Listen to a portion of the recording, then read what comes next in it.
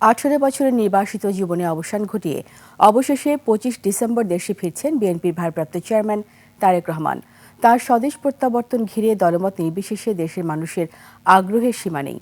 তারেক রহমানের দেশে ফেরা নিয়ে দল হিসেবে বিএনপির জন্য যেমন সম্ভাবনা তৈরি হয়েছে, তেমনি কিছু চ্যালেঞ্জও সামনে এসেছে বলে মনে করছেন রাজনীতি বিশ্লেষকরা। সোহেল সামি রিপোর্ট। 25 ডিসেম্বর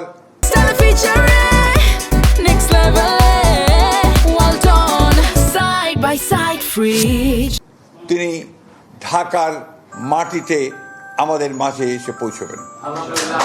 দেশে এসে তারেক রহমান উঠবেন গুলশান 2-এ মা বেগম জিয়ার বাসস্থান ফিরোজার সাথে লাগোয়া গুলশান এভিনিউয়ের 196 নম্বর একতলা এই বাড়িটিতে।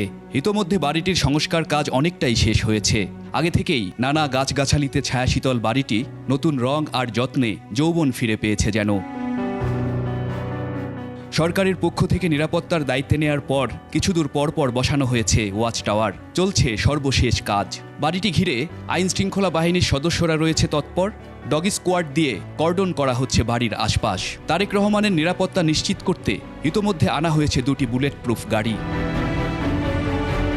নেতার স্বদেশ প্রত্যাবর্তন ঘিরে বিএনপির নেতাকর্মীদের মধ্যে চলছে বাঁধ ভাঙা উচ্ছ্বাস। বিশেষ করে তৃণমূল নানা আয়োজনে তারেক রহমানকে বরণ করার জন্য প্রস্তুত তারা। 18 কোটি মানুষ মুখিয়ে আছে যে এই দিনটির জন্য।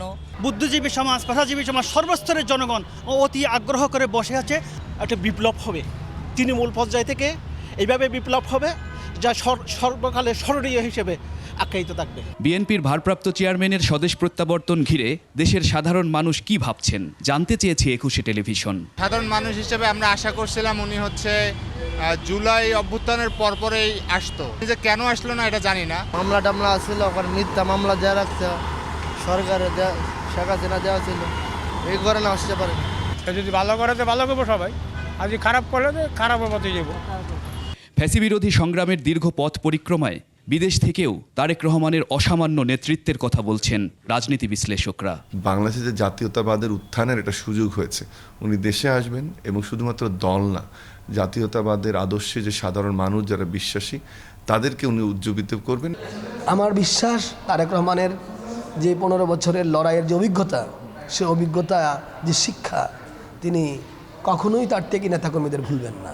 তবে দক্ষিণ এশিয়ার রাজনৈতিক ইতিহাস বিশ্লেষণ করে তারা বলছেন, দেশে ফিরে 2টি গুরুত্বপূর্ণ চ্যালেঞ্জও মোকাবেলা করতে হবে তারেক রহমানকে। তা হলো নিজের নিরাপত্তা নিশ্চিত করা ও ত্যাগীদের মূল্যায়ন করা। সুবিধাভোগী, ভণ্ড, নতুন সুবিধাভোগী, অন্য দলের সুবিধাভোগী, অন্য দলের তৃতীয় চতুর্থ শ্রেণীর কর্মীরা যারা এখন দলে ভিড়বে তাদেরকে প্রশ্রয় দেওয়া, তাদেরকে গুরুত্ব দেওয়া, তাদেরকে ত্যাগী নেতাকর্মীদের সামনে নিয়ে আসা, এই কাজ করলে সব শেষ। ত্যাগী নেতাদের খুঁজে বের করা এবং মূল্যায়ন করার মধ্যেই সামনের বিএনপির সফলতা এবং দীর্ঘদিন ক্ষমতায় থাকার যে বিষয়টি সেটি কিন্তু নির্ভর করবে। দায়িত্বগুলো কঠিন, তবে ঠিকঠাক সম্পন্ন করতে পারলে পিতার মতোই ইতিহাসে নাম লেখাবেন তারেক রহমান। আর তিনি সেটি পারবেন বলেই আশাবাদী বিশ্লেষকরা। সোহেল সামি, 21 টেলিভিশন, ঢাকা।